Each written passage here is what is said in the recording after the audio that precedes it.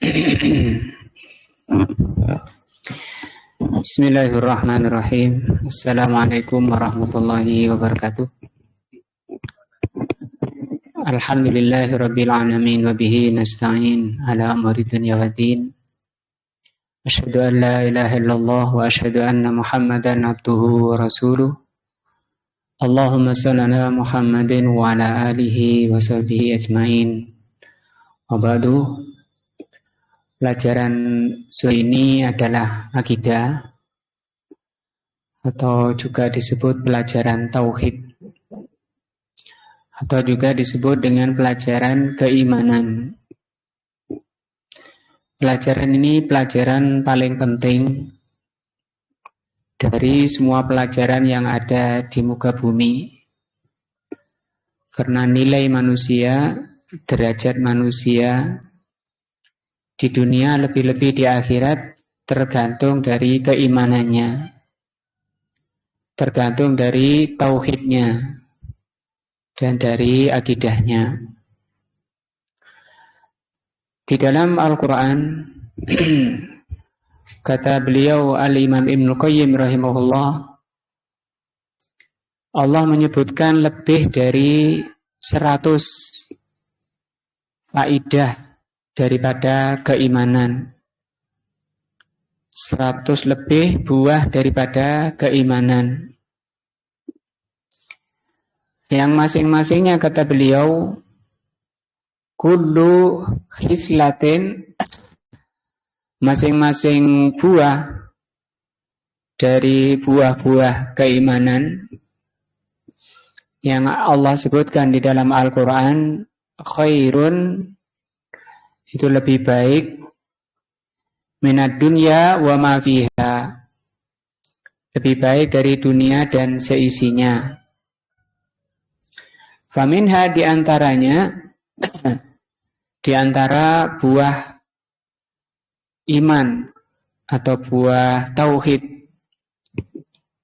atau juga disebut faidah.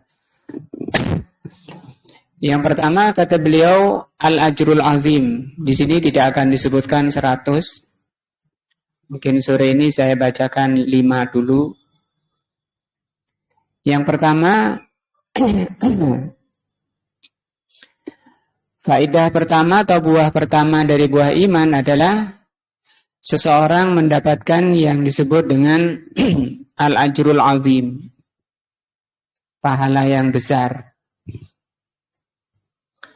Jadi seseorang beramal, apakah itu amalan ibadah maupun yang lainnya, muamalah, apapun amalan yang baik, bekerja misalnya, itu akan mendapatkan pahala yang besar. Maka pahala yang besar inilah yang menjadi kekal di dunia, nanti lebih-lebih di akhirat. Allah berfirman dalam surat An-Nisa, wa sawfa yu'tillahu al-mu'minina ajran azima. Allah Subhanahu wa taala akan memberikan pada orang mukmin, orang-orang beriman, ajran azima, pahala yang besar. Kalau kita contohkan sholat misalnya sebagai amalan ibadah yang paling besar, sholat itu mendapatkan pahala yang besar asalkan dikerjakannya dengan iman. Karena tidak semua orang sholat itu dengan iman, maksudnya dengan hati. Karena iman ini ada di hati. Bahkan kebanyakan orang sholat itu hanya badannya. Sebagaimana yang lalu sudah kita bahas di tafsir surat Al-Ma'un, wailun lil musallin. Kebanyakan orang sholat sahun, lalai.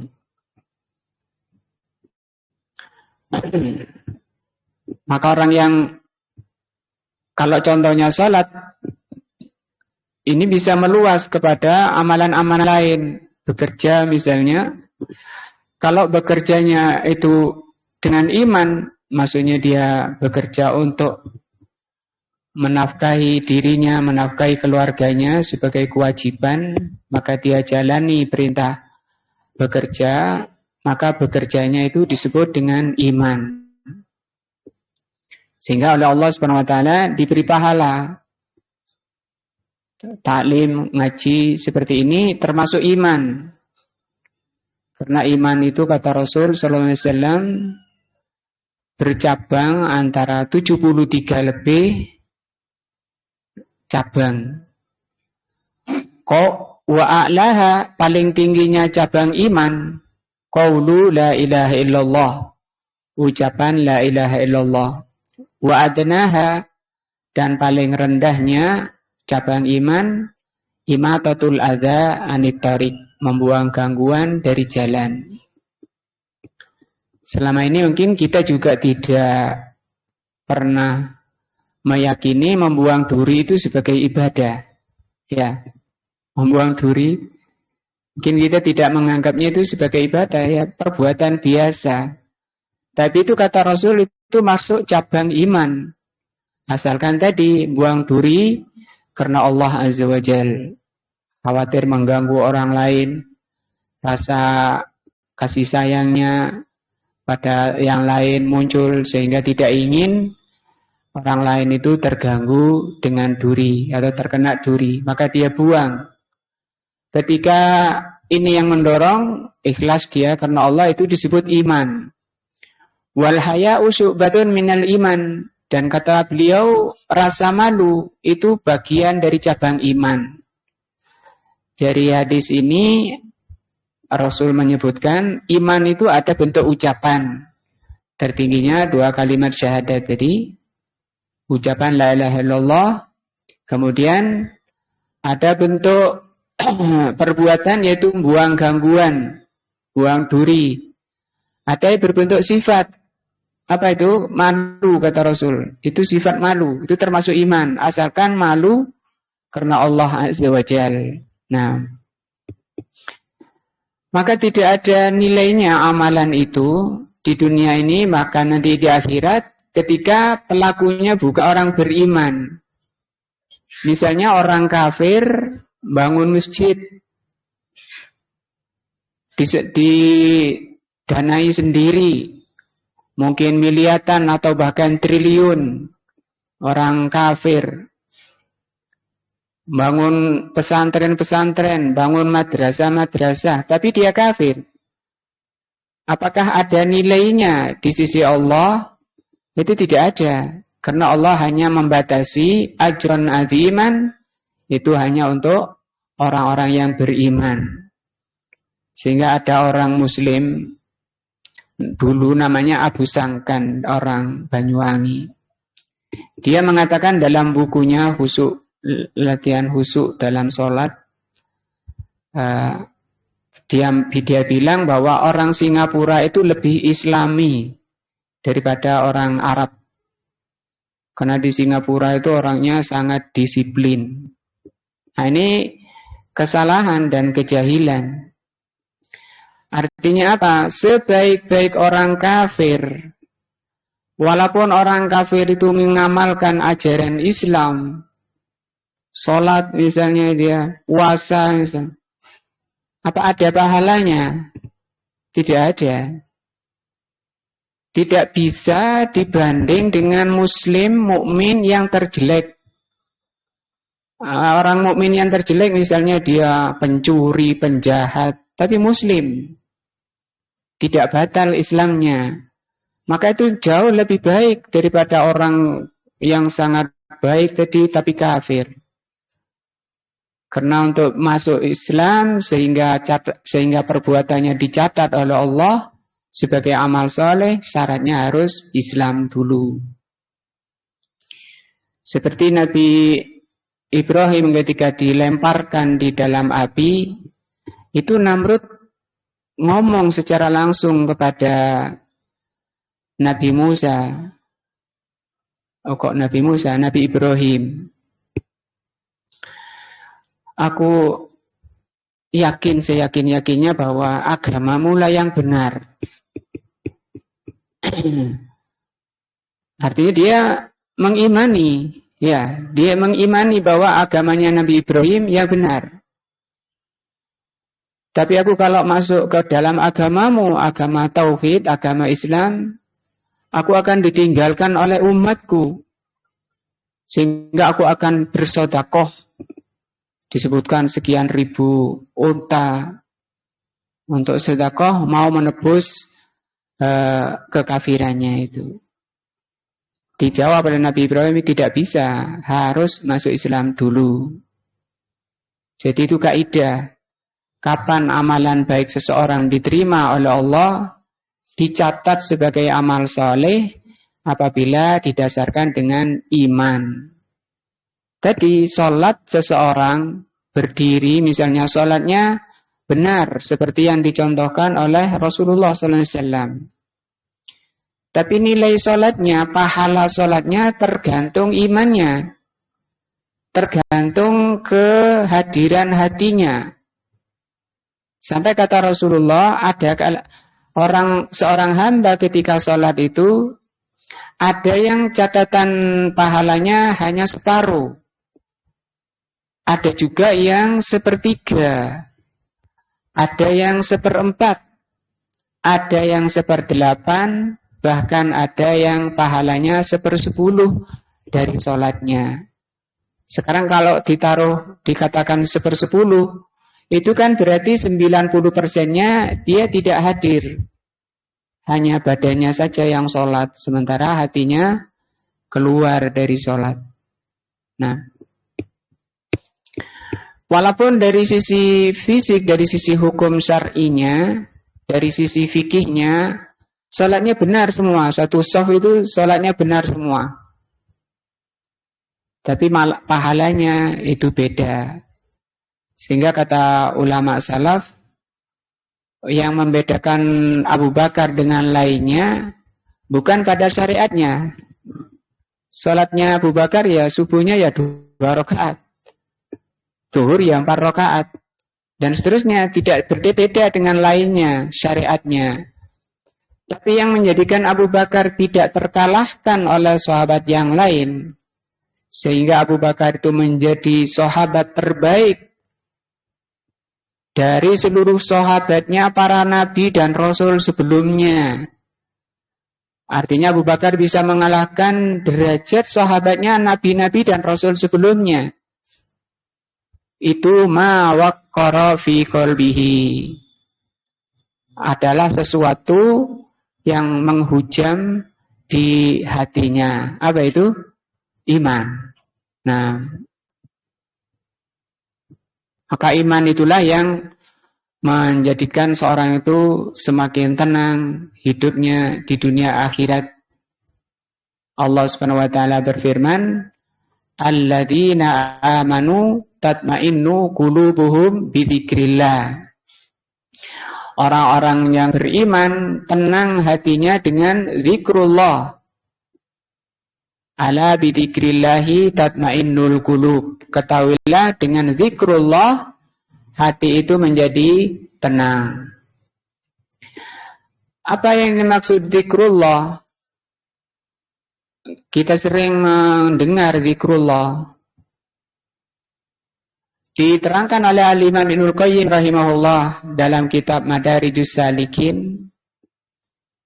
Zikrullah itu 2. Yang pertama, seorang hamba ingat kepada Allah. Kita bilang zikir ya, zikir kepada Allah. Zikir ingat kepada Allah itu 3. Yang diingat itu Allah itu 3. Pertama, mengingat nama-nama dan sifat Allah serta perbuatan Allah, itu yang pertama. 3 ya, nama-nama yang husna, sifat-sifat Allah yang ulia, yang tinggi, dan perbuatan Allah yang penuh hikmah. Itu yang pertama. Yang kedua, mengingat karunia Allah yang telah Allah karuniakan pada kita.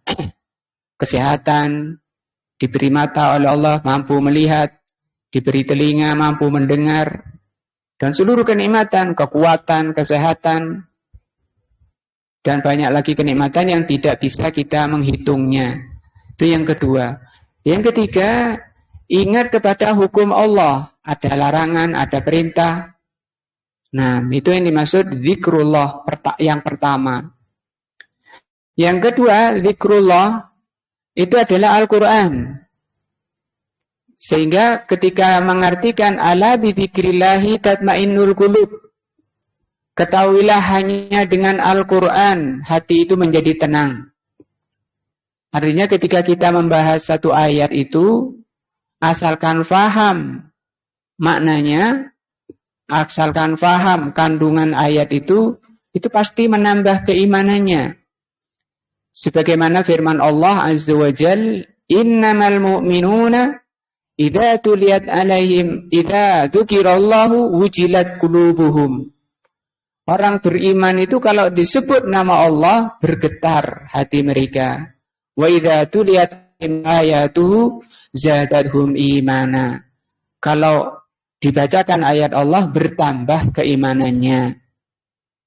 Maka kalau kita ingin menambah keimanan dengan membaca Al-Quran, kemudian memahami maknanya dan mengamalkannya.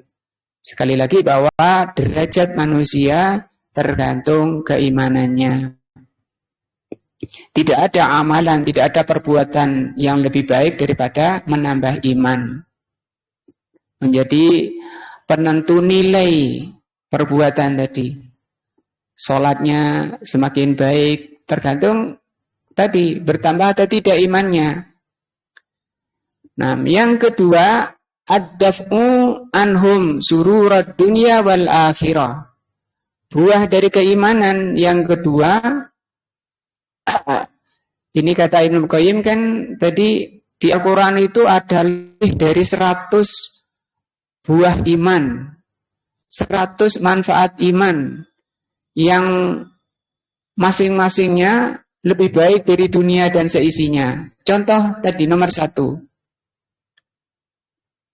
bahwa Allah akan memberi pahala perbuatan manusia dengan pahala yang besar. Itu kalau iman. Sekarang kalau manusia kaya raya, semua yang diinginkan oleh nafsunya terpenuhi, tapi itu belum tentu mendapat iman. Belum tentu orangnya tenang. Artinya kan betul misalnya orang sudah mempunyai dunia dan seisinya, mereka toh tidak akan mendapati ketenangan. Lebih jelas Allah katakan di dalam surat Toha ya. Surah 124 Allah berfirman, "Faman a'rada an dzikri fa inna lahu ma'isyatan dongka." Surat apa tadi? Toha, kita lihat ya. Surat Toha itu berapa? 19 atau 20?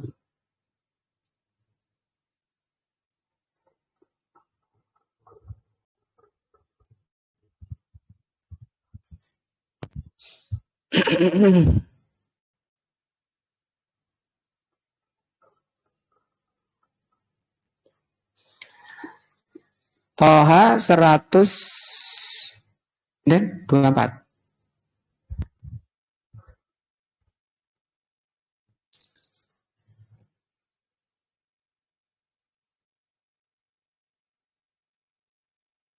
Ya ini ya. Allah Subhanahu wa taala berfirman, "Wa man a'rada an dzikri." Barang siapa yang berpaling dari peringatanku, kalau kita baca tafsirnya ini dari Al-Qur'an.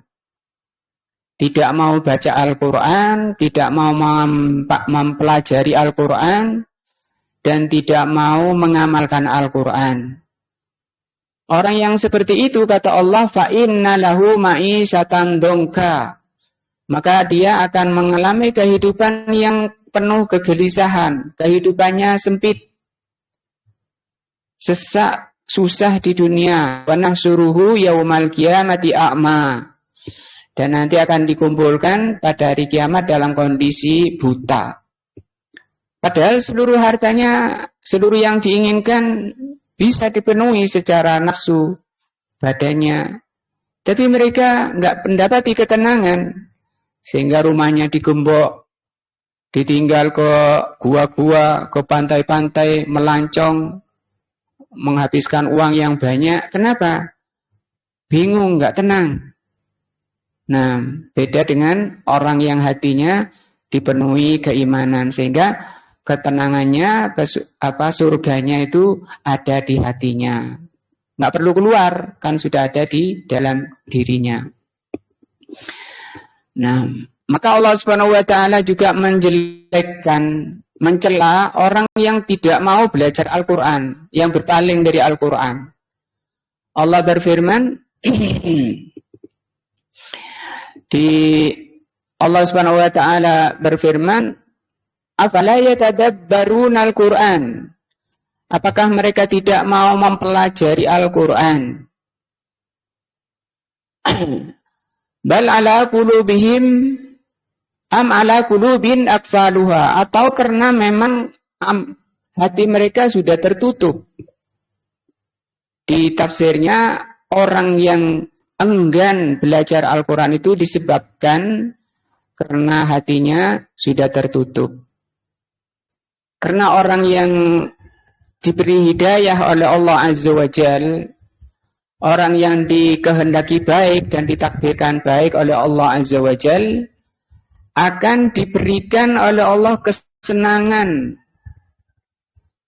akan dimunculkan oleh Allah, dibesitkan oleh Allah di hatinya senang untuk mempelajari Al-Quran. Sebagaimana disabdakan oleh Rasulullah Sallallahu Alaihi Wasallam, "Man yuridillahu bihi khairan yufaqqihu fiddin."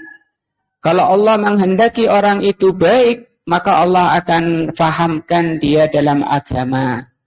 Bagaimana Allah memahamkan? Diberi taufik, diberi hidayah. Bagaimana? Dibesitkan di hatinya, muncul di hatinya kepingin ngaji. Maka kalau di hati orang tidak ada keinginan, tidak ada rasa ingin untuk mempelajari agama Allah, mempelajari Al-Quran dan hadis, ini dalil, ini bukti orang itu tidak digandaki baik oleh Allah. Na'udzubillah min dzalik. Maka kalau di hati kita itu kemudian muncul senang mengaji, belajar Al-Quran dan hadis, bersyukur kepada Allah. Karena itu tanda orang yang baik. Suatu ketika Rasulullah sedang duduk dengan para sahabatnya. Beliau mengatakan, sesungguhnya tempat kalian itu sudah ditulis surga atau neraka. Sahabat bingung, kalau gitu kita nggak usah beramal Rasul. Karena kalau catatan amalan kita surga, walaupun kita ini jahat, durhaka, kafir, ya surga. Dan kalau kita ini catatan neraka, walaupun kita iman, kita sholat, ibadah, kalau catatannya neraka, ya neraka. Afala nattakilu ala kitabina ya Rasulullah. Bolehkah kita tawakal, kita bersandar kepada catatan amalan kita? La, kata Rasul. Tidak boleh, karena kita tidak tahu takdir kita itu bagaimana. Kita tahunya setelah terjadi tadi itu, kita tinggal lihat diri kita sendiri. Apakah di hati saya ada rasa ingin belajar Al-Quran? Kalau tidak ada, segera bertaubat. Karena Rasulullah SAW melanjutkan sabdanya tadi, setelah mengatakan, apakah kita boleh bersandar pada catatan takdir itu ya Rasulullah? La, jangan. Kullun muyassarun lima khuliqa lahu. Masing-masing kalian itu akan dimudahkan kemana kalian diciptakan. Amma ahlus sa'adah, orang yang ditakdirkan jadi ahli surga, orang yang ditakdirkan orang sebagai orang baik, fasayu yassiruhu ila amali ahli sa'adah, Allah akan mudahkan untuk mengamalkan amalannya ahli surga. Mudah, tidak banyak alasan hadir ke majelis ilmu, hadir ke tempat taklim, karena tempat taklim, majelis ilmu itu adalah abwabus salamah, pintu-pintu keselamatan. Dari sini, dari tempat taklim ini Allah akan turunkan setetes demi setetes yang akan menyejukkan jiwanya, menenangkan hatinya. Wa amma ahlus shaqawah, adapun orang yang ditakdirkan celaka, Fasayuyassiru ala amali ahli shaqawah, dia akan banyak alasan. Mau waktunya taklim, ada saja alasan yang menyebabkan dia tidak hadir di majelis ilmu. Itu musibah yang tidak membawa orang itu ke jalan yang lurus. Di ayat lain Allah Subhanahu wa taala mengancam kalau tadi kehidupannya di dunia ini penuh kegelisahan, keresahan disebabkan karena berpaling dari Al-Qur'an. Di ayat lain Allah mengatakan, "Faman a'rada an waman yu'rid an dzikri rabbih yaslukhu 'adzaban sa'ada." Barang siapa berpaling dari Al-Qur'an, maka berarti dia telah menempuh jalan siksa. Kalau di sini Allah akan kumpulkan pada hari kiamat kondisi buta. Ini akibat dari orang itu berpaling dari Al-Quran.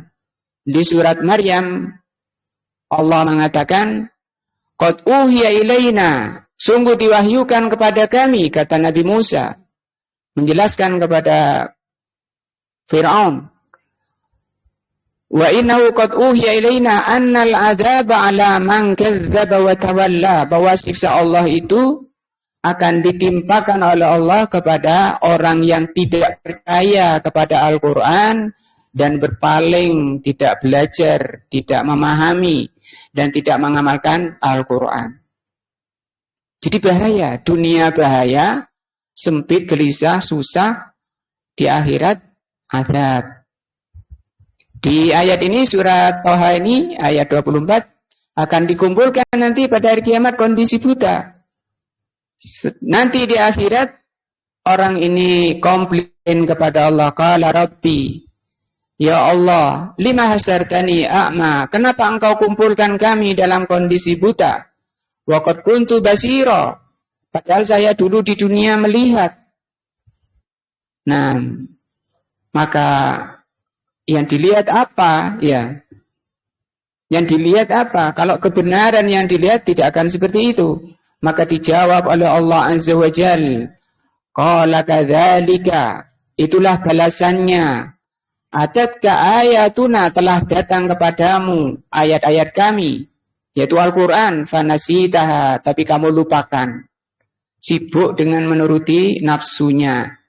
Wa kadzalikal yauma tunsa, demikian juga hari ini kamu dilupakan.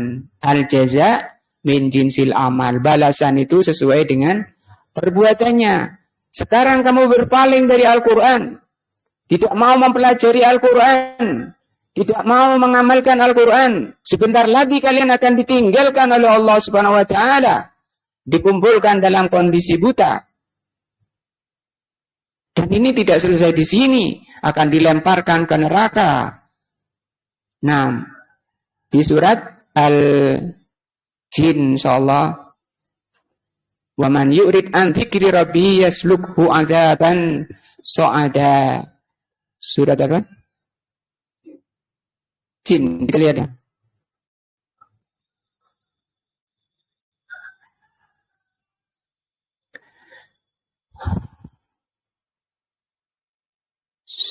Surat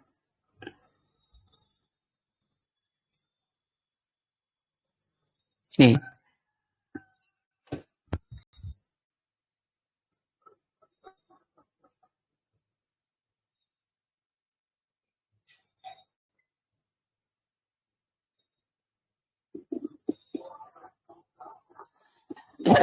Ini ya, ayat 17. Wa man yu'rid an dzikri rabbih yaslukhu 'adzaban sa'ada.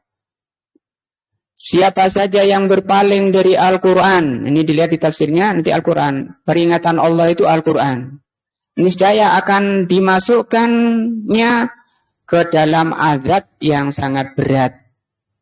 Di neraka berat azabnya, melayang 70 tahun. Setelah 70 tahun baru sampai dasar neraka, tidak kemudian istirahat, tidak kemudian dibawa rumah sakit, tapi disambut dengan api yang membara. Apinya hitam, yang tidak menyisakan dari anggota badan kecuali dibakarnya, maka Allah peringatkan, fattaqunar, takutlah kalian ke dalam api. Fattaqunar allati waquduhan nas wal hijarah. Nah, ini satu buah daripada iman. Seseorang akan mendapatkan pahala yang besar dengan iman. Iman ini buah daripada pengkajian, buah daripada pembelajaran Al-Quran. Maka kita harus tetap semangat belajar Al-Quran supaya iman kita senantiasa bertambah. Kita lanjut di pelajaran akidah ya. Yang lalu sudah dibahas tentang makna rohbah dan khusyuk. Nah, selanjutnya kata beliau, termasuk ibadah qalbiyah, ibadah hati, yang sering manusia terjatuh ke dalam kesyirikan adalah al-khosyah. Mana dalil bahwa khosyah ini masuk ibadah hati? Qauluhu ta'ala, firman Allah Ta'ala, fala tahsyauhum wahsyauni. Al-Baqarah 150. Jangan kalian takut pada mereka, tapi takutlah kepadaku. Ini footnote nomor 2 diterangkan oleh Syekh. Al-khosyatu, apa itu khosyah? Hiya al-khawfu al-mabni alal ilmi. Takut yang didasarkan pada ilmu. Bi'idmati man yahsyahu. Takut yang didasarkan pada ilmu, pengetahuan tentang keagungan yang ditakuti.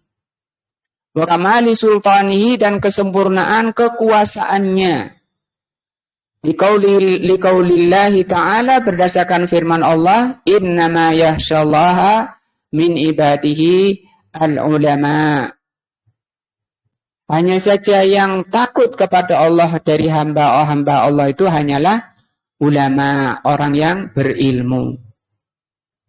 Yang bisa takut kepada Allah itu hanya orang yang berilmu. Ilmu tentang Allah Azza wa Jalla. Ai ulama'u, yaitu orang-orang yang mengerti bi'izmatihi, tentang keagungan Allah. Dari mana kita tahu? Setelah mempelajari nama-nama Allah Al-Husna, sifat-sifat Allah Al-Ulya, perbuatan Allah penuh hikmah. 3 itu, kalau kita belajar Allah itu 3. Nama-nama Allah yang husna, sifat-sifat Allah yang ulya, dan perbuatan Allah yang penuh hikmah. Nah, wa kamali sultanihi, dan mengerti tentang kesempurnaan kekuasaan Allah. Fahiya akhassu minal khawfi. Khosyah ini lebih khusus daripada khauf. Khauf ini juga rasa takut. Tapi kalau khosyah, kalau bahasa Indonesianya ya sama, karena bahasa Indonesianya yang kurang. Nggak punya bahasa yang membedakan. Takut yang lebih khusus, lebih dalam lagi. Takut yang lebih dalam lagi, kalau bahasa Arabnya itu khosyah. Kalau bahasa Indonesianya apa? Takut yang sangat, ya dikasih sangat takut gitu ya. Tapi bahasa Arabnya jelas di sini ada ayatnya, innama yashallah. Sementara khauf itu juga fala takhafuhum wa khafuni. Kan khauf. Apa bedanya? Kalau khosyah itu lebih dalam daripada khauf. Sama-sama makna takut, tapi khosyah lebih dalam lagi. Wa yattadihu al-farqa, atau al-farqu, dan lebih jelas perbedaannya bainahuma bil misal, dengan contoh. Fa idza khista, kalau engkau takut min syahsin, pada seseorang, la tadri hal huwa qadirun alaika, sementara kamu tidak tahu apakah yang kamu takuti itu kuasa pada dirimu, am la fahada khaufun. Kamu tidak tahu, cuma takut. Apakah yang ditakuti itu kuasa pada dirimu atau tidak? Maka ini namanya khauf. Nah, misalnya takut ke hantu ya. Hantunya ini kayak apa? Itu besar apa kecil? Kuat apa enggak tahu. Tapi takut. Nah, lewat di tengah kuburan ya, jalannya tengah kuburan malam-malam enggak ada lampu. Merinding bulu kuduk katanya. Nah, itu apa namanya? Khauf. Dia takut tapi nggak tahu yang ikutinya apa, bagaimana. Nah, apakah dia kuasa, apa besar atau gimana? Cuma bayang-bayang. Nah, ini namanya apa? Khauf. Wa idza khifta min syahsin. Tapi kalau kamu takut pada sesuatu, ta'lamu, kamu ngerti, annahu qadirun alaik, bahwa dia itu mampu kuasa pada dirimu. Fahadha khosyatun, fahadihi khosyatun, inilah khosyah. Nah, tentu di sini misalnya takut pada raja bengis misalnya. Rajanya zalim. Kemudian ketemu berdiri di hadapanmu, sudah menghunus pedangnya. Ini sudah terkenal orang ini sangat keji, kejam misalnya. Nah, itu namanya khosyah. Artinya tidak sekedar bayang-bayang tadi. Wa yuqalu fi aqsami ahkamil khosyah, tentang macam-macam khosyah. Ma yuqalu fi aqsami ahkamil khauf. Pembagian khosyah ini sama dengan pembagian khauf yang sudah dibahas. Jadi ini khosyah termasuk amalan hati yang tidak boleh dipalingkan pada selain Allah Azza wa Jal. Nah, kemudian ibadah berikutnya namanya inabah. Wa dalilul inabah qauluhu ta'ala. Inabah. Inabah ini masuk ibadah, jenis ibadah. Walaupun kita baru dengar mungkin. Baru dengar yang disebut inabah. Apa inabah? Inabah ini termasuk ibadah hati.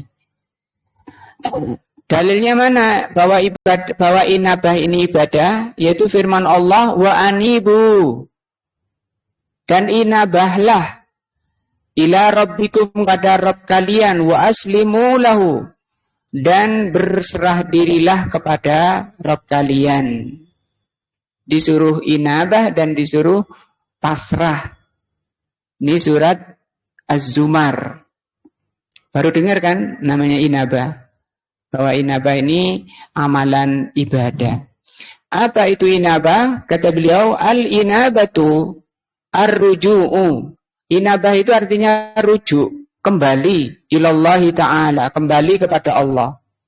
Bil qiyami bi ta'atihi, dengan melaksanakan ketaatan kepada Allah, wajtinabu ma'siyatihi.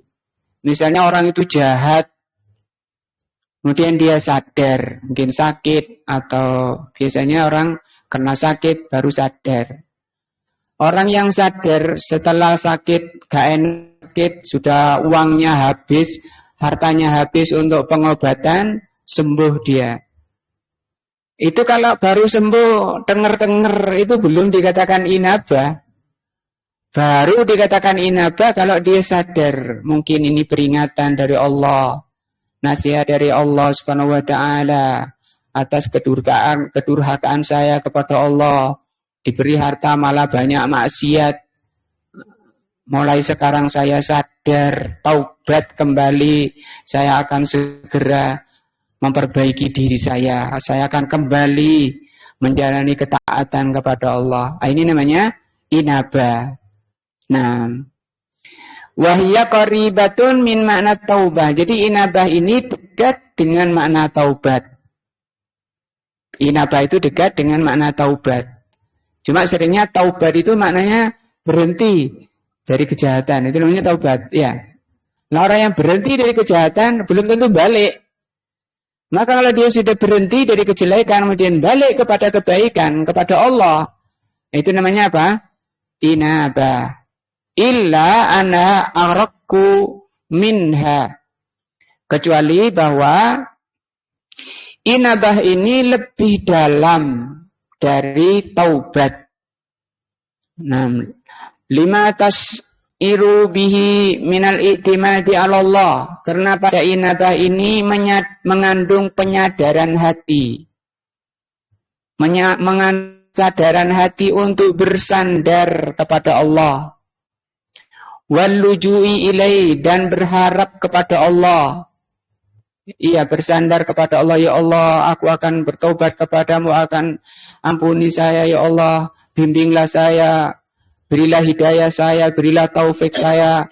Astagfirullah wa atubu ilaik, dan seterusnya. Kemudian dia perbaiki dirinya dengan penuh harap kepada Allah. Wala takunu illa lillahi ta'ala, dan ini tidak boleh dilakukan kecuali hanya untuk Allah. Hanya kepada Allah kembali. Inabah itu hanya untuk Allah. Dalilnya mana? Ini perintah dari Allah. Wa anibu, ini bentuk perintah.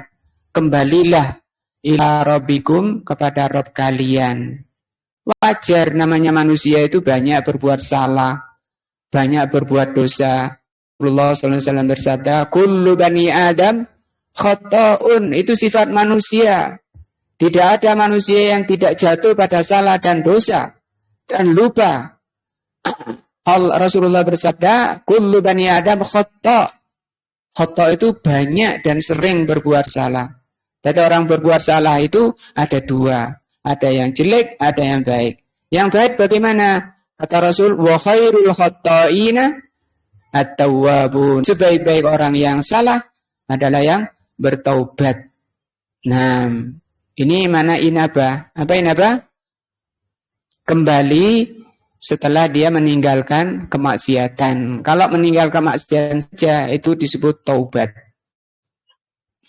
Maka inabah ini lebih dalam, lebih tinggi dari makna taubat. Wa aslimu lahu. Wal muradu biqaulihi wa aslimu lahu. Sekarang makna aslimu.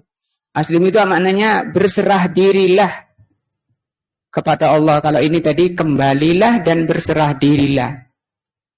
Nah, kalau secara hukum syar'i banyak orang di kalangan sahabat itu, bahkan sahabiyah ya, yang berbuat zina datang ke Rasulullah, ya Rasulullah, aku telah berbuat zina, hukum aku, rajam aku. Itu dia sadar, saya taubat, aku disiksa oleh Allah, ya Rasulullah. Nah, wal muradu biqaulihi ta'ala wa aslimu, adapun perintah Allah berserah dirilah kepada Allah, yang dimaksud di sini adalah al-islamus syar'i. Yang dimaksud Islam syar'i. Wa huwa al-istislam, yaitu berserah diri li ahkamillahi syar'i, terhadap hukum-hukum Allah yang syar'i. Wadzalika annal islama lillah, karena berserah diri kepada Allah itu nau'an, ada dua. Ada yang baik, ada yang buruk. Berserah diri itu. Al-awwal, yang pertama, islamun kauni, namanya Islam kauni. Wa huwa al-istislamu li hukmihi al-kauni, yaitu berserah diri pada hukum yang kauni. Kauni penciptaan. Badanmu, hidungmu pesek. Nah, itu kan hukum Allah, namanya hukum kauni. Nah, wajahmu jelek, itu hukum kauni. Nah, apakah kemudian kita jengkel, hati kita enggak terima, ngerutu, ngersulo hatinya pada ketentuan Allah, karena saya kok ditakdirkan jadi orang laki-laki yang seperti ini. Nah, itu kauni, hukum kauni. Kalau kita pasrah kepada Allah secara kauni seperti ini, wahada amun. Hukum Allah secara kauni ini umum. Likulli man fis samawati wal ardi, mencakup semua yang ada di langit dan di bumi, itu sudah ditentukan oleh Allah. Semuanya tunduk kepada hukum kauni. Min mu'minin wa kafirin, orang mukmin dan orang kafir semuanya tunduk kepada Allah. Maunya dijadikan orang Eropa, orang Asia, orang Afrika. Itu terserah Allah. Itu hukum kauni. Ketentuan kauni namanya. Tidak ada yang orang bisa menolaknya. Wabirun fajirun, orang baik dan orang buruk. La yumkin li ahadin. Tidak mungkin ada seseorang an yastakbiru anhu untuk menyombongkan diri dari hukum kauni. Meyakini bahwa orang Indonesia lebih baik dari orang Arab lebih baik dari orang Asia, orang Afrika lebih baik daripada orang Eropa dan seterusnya, itu tidak di situ letak untuk membanggakan diri, karena itu bukan yang dilihat oleh Allah. Allah SWT berfirman, Rasulullah bersabda, Innallaha la yanzuru ila ajsamikum wala ila suwarikum walakinnallaha yanzuru ila qulubikum wa a'malikum. Allah tidak melihat ke bentuk-bentuk kalian, rupa-rupa kalian, wajah-wajah kalian. Tapi yang dilihat oleh Allah hati-hati kalian dan amalan kalian. Dalilnya mana? Walahu aslama. Kepada Allah lah berserah diri. Ini aslama ini. Ini berserah diri atau pasrah, tunduk. Ini secara kauni ini maksudnya. Man fis samawati wal ard, semua yang ada di langit dan di bumi. Tau'an wa karhan, terpaksa dengan sukarela atau terpaksa. Mau enggak mau karena kamu sudah ditakdirkan diciptakan jadi orang Indonesia, ya enggak bisa kamu akan merubah dirimu. Nah, dioperasi badannya dioperasi macam-macam malah merusak. Banyak hadis Allah melaknati orang yang mencabut alisnya, menyanggul rambutnya. Nah, wa ilaihi yurja'un, dan kepada Allah mereka kembali. Ini Islam pertama, Islam apa namanya? Kauni, yang setiap orang tidak bisa menolaknya. Kalau seperti ini tidak ditanya hukumnya bagaimana. Karena ini kauni, ciptaan, bukan agama. Beda dengan Islam yang kedua, yaitu Islamun syar'i. Namanya Islam syar'i. Apa Islam syar'i? Wahuwa al-istislamu li hukmihi. Berserah diri kepada hukum syar'i. Ini akidah, ini ibadah, ini perintah, ini larangan. Saya diperintah oleh Allah salat, maka saya tunduk kepada Allah. Saya jalani perintah Allah. Ini panggilan Allah. Salat maghrib, maka segera dia bergegas menjalani perintah Allah. Itu namanya tunduk, pasrah, Islam. Orang Islam, orang yang tunduk pasrah kepada hukum syar'i. Li hukmihi asy-syar'i. Wa hadza khasun. Islam syar'i ini khusus. Khusun khusus biman qama bi ta'atihi. Khusus bagi orang-orang yang melaksanakan ketaatan kepada Allah. Minar rusuli, dari kalangan para rasul, wa atba'ihim, dan pengikutnya, bi ihsan, dan yang mengikuti para rasul dengan baik. Wa daliluhu fil Qur'ani katsirun. Dalil masalah ini banyak di dalam Al-Qur'an. Wa minhu, di antaranya hadhil ayatu, ayat ini. Bukan ayat Al-Imran ini, tapi ayat yang atas tadi. Wa anibu ila rabbikum wa aslimu lahu. Surat apa tadi ini? Ini surat Az-Zumar ayat 54. Wa anibu ila rabbikum wa aslimu. Ya, makanya disebut wa aslimu di sini itu Islam syar'i, dengan menjalankan ketaatan kepada Allah. Adapun kalau kauni tadi tidak dimaksudkan ayat ini ke sana. Kamu manut gak manut memang orang Asia, kulitnya coklat, hitam dan seterusnya, mau kamu cat misalnya. Nah, itu namanya kamu gak tunduk pada hukum kauni. Hukum kauni, ketundukannya kepada hukum kauni menenangkan hati juga, karena memang sudah Allah takdirkan seperti ini, yang perkara yang nggak bisa kita tolaknya. Nah, dua macam ibadah hati yang kita pelajari tadi, apa yang pertama? Khosyah. Yang kedua apa tadi? Inabah. Ya. Apa inabah? Kembali kepada Allah Azza wa Jalla. Satu lagi, isti'anah. Baru dengar ya, isti'anah. Ini Pak Buku. Nampak mireng? Isti'anah ini ibadah hati yang harus ditujukan hanya kepada Allah. Dan banyak orang jatuh kesyirikan dalam masalah ini. Isti'anah itu kalau diterjemah minta pertolongan. Dalilnya mana bahwa isti'anah ini ibadah yang harus ditujukan hanya kepada Allah adalah firman Allah, Iyyaka na'budu wa iyyaka nasta'in. Sampai Al-Imam Ibnu Qayyim rahimahullah membuat satu kitab bagaimana memahami dan mengamalkan ayat ini menjadi satu kitab tebal. Kitabnya tebal sekali, yaitu kitab Madarijus Salikin. Bahas itu.